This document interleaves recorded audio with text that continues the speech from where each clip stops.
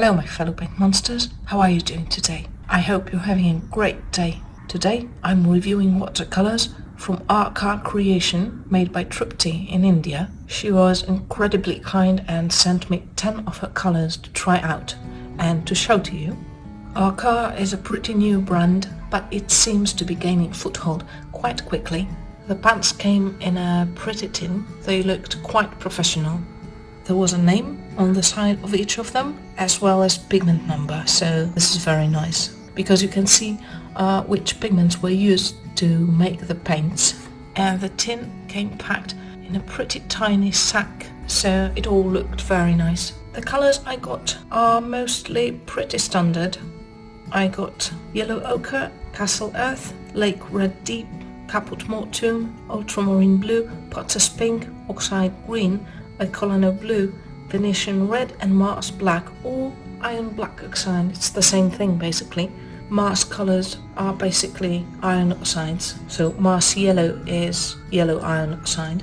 Anyway, the more usual ones like the yellow ochre, ultramarine blue, caput mortuum, oxide green, etc. definitely did not disappoint, nor did they surprise me.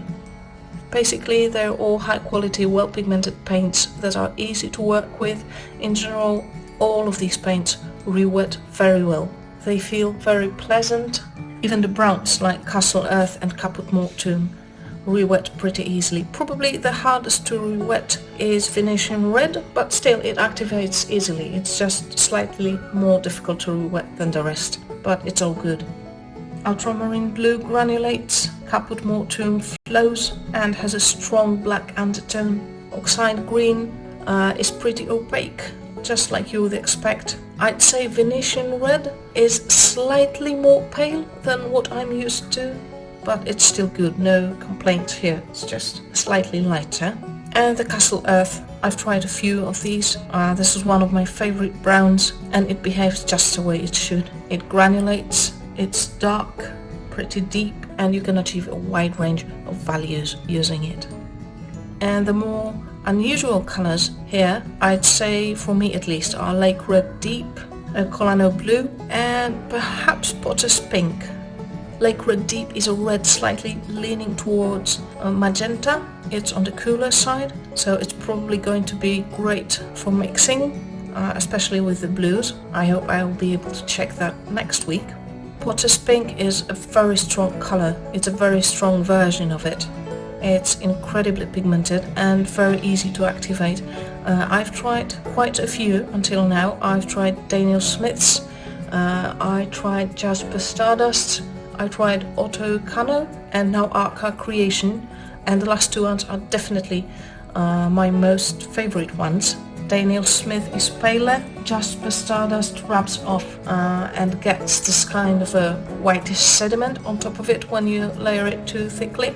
But Otto Cano's Potter's Pink and the one from Arkaar Creation are both highly pigmented, easy to work with, they don't rub off, I like them a lot.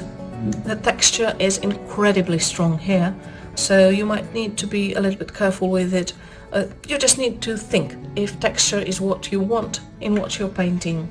And a Colana blue is a pretty light blue that I'm guessing is going to be perfect for mixing as it leans towards cyan. So I think it's going to create very vibrant and intense mixes that are going to be perfect for florals, for example. But I hope I'm going to show this to you next week. None of these paints rub off. The only color that could cause you some troubles if you're working in a sketchbook, because it might stain the neighboring pages, is Lake Red Deep. And all of these are great for layering. I think next week I might try and do the kind of test I did with Quartz Creations last week. Yes, last week.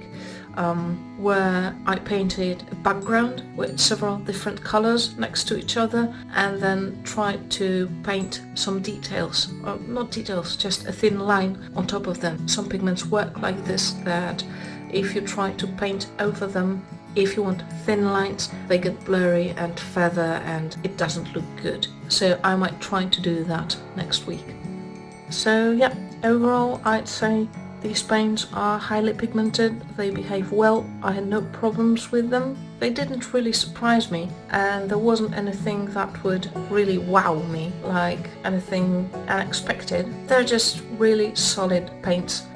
You can safely buy them, and I think you will be satisfied. And the pricing is reasonable as well. A half pan costs about $7.6, which I think is quite alright. So yeah, if you like what you see, go get them. That's everything for today. Thank you for watching. If you like this video, hit the like button, leave a small comment down below. Visit Hungry for Paint on Instagram on Wednesday for a preview. And after the next video featuring paints from Arkaar Creation, there's going to be a review on Hungry for Paint blog as well. If you want to support Hungry for Paint even more, you can also make a small donation on Ko-fi. Okay, thanks again and see you next week. Bye bye.